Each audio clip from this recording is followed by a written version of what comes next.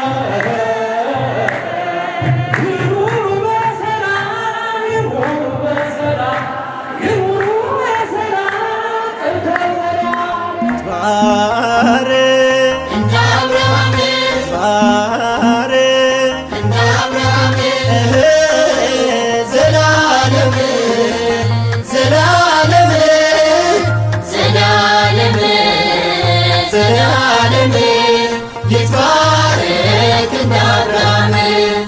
አንድ ሥጋ ሆይ ይህንን ጉባኤ ባርክልን፣ ቀድስልን፣ ለዓለም ሁሉ ሰላምን እንድትሰጥልን ይህንንም የተባረከ ጋብቻ እንድትባረክልን አባታችን ሆይ እያል እንለምንሃለን። አባታችን ሆይ በሰማያት የምትኖር ስምህ ይቀደስ፣ መንግሥትህ ትምጣ፣ ፈቃድህ በሰማይ እንደሆነች እንዲሁም በምድር ትሁን። የዕለት እንጀራችንን ስጠን ዛሬ፣ በደላችንንም ይቅር በለን እኛም የበደሉንን እንደምንል። አቤቱ ወደ ፈተና አታግባን፣ ከክፉ ሁሉ አድነን እንጂ መንግሥት ያንተ ናትና ኃይል፣ ክብር፣ ምስጋና ለዘላለሙ አሜን። እመቤታችን ቅድስት ድንግል ማርያም ሆይ በመልአኩ በቅዱስ ገብርኤል ሰላምታ ሰላም እንልሻለን። በሐሳብሽ ድንግል ነሽ፣ በሥጋሽም ድንግል ነሽ። የአሸናፊ እግዚአብሔር እናት ሆይ ሰላምታ ላንቺ ይገባሻል። ከሴቶች ሁሉ ተለይተሽ አንቺ የተባረክሽ ነሽ፣ የማኅፀንሽ ፍሬ የተባረከ ነው። ጸጋን የተመላሽ ድንግል ሆይ ደስ ይበልሽ፣ ልዑል እግዚአብሔር ከአንቺ ጋር ነውና ከተወደደው ልጅሽ ከጌታችን ከመድኃኒታችን ከኢየሱስ ክርስቶስ ዘንድ ይቅርታና ምሕረትን ለምኝልን ኃጢአታችንን ሁሉ ያስተሰርይልን ዘንድ ለዘላለሙ አሜን። ኦ ኢየሱስ ክርስቶስ ሥራየ ኃጢአቴ ወኃጢአተ ኩሉ ሕዝበ ከማይ ሥራ ኃጢአትን እግዚአብሔር ይፍታ።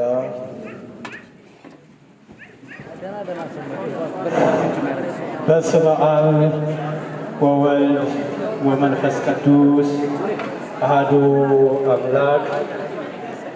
እደውኒ አፍቅሮ አንስቲሆሙ ከመ ዘአፍቀራ ክርስቶስ ለቤተ ክርስቲያን ወመንጠወ ርእሶ በእንቲአሃ።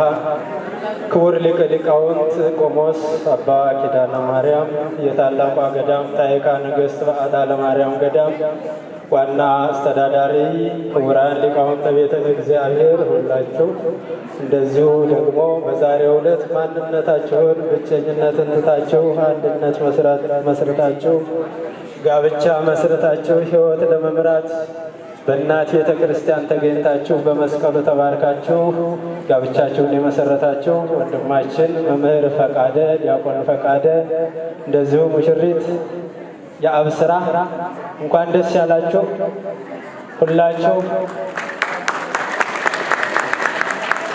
በርቀት በቅርበት ያላችሁ ሁላችሁም ይህን ድምፅ የምትሰሙ ሁሉ ፍጹም በወደደን ባከበረን በኃያሉ በእግዚአብሔር ስም እንደምን አደራችሁ? እንደምን አደራችሁ? እንደምን ቆያችሁ?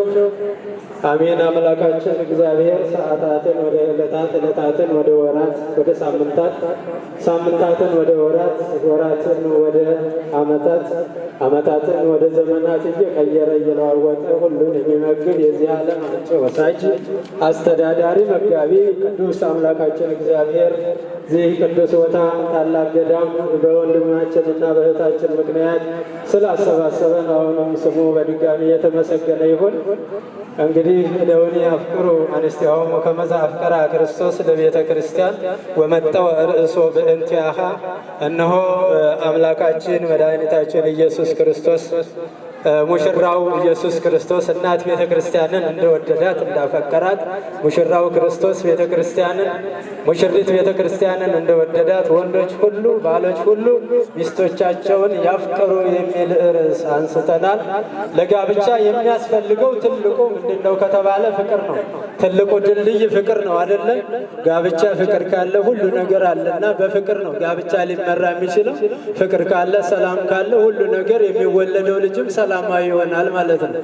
እኛ ሰላማዊ ሰዎች ስንሆን ከእናንተ የሚወለደው ደግሞ ሰላም የሆነ መልካም ትውልድ ይሆናል ማለት ነው። አሁን ትውልዱ ትንሽ መልካም ስላልሆነ አካሄዱ ሰላም ያልሆነ ትውልድ አንዳንዴ ያው ምቅ እያለ ይታያል። ነገር ግን እንደ እግዚአብሔር መልካም ፈቃድ ሆኖ ወንድማችን እንግዲህ እንዲያው በእድሜ ደረጃ ወንድማችን እንደ ስልጣኑ ደግሞ እንግዲህ ከዛሬ ጀምሮ አባታችን ልንለው ማለት ነው እና መምህር ፈቃደ ወንድማችን በዚህች ታላቅ ገዳም ቀደም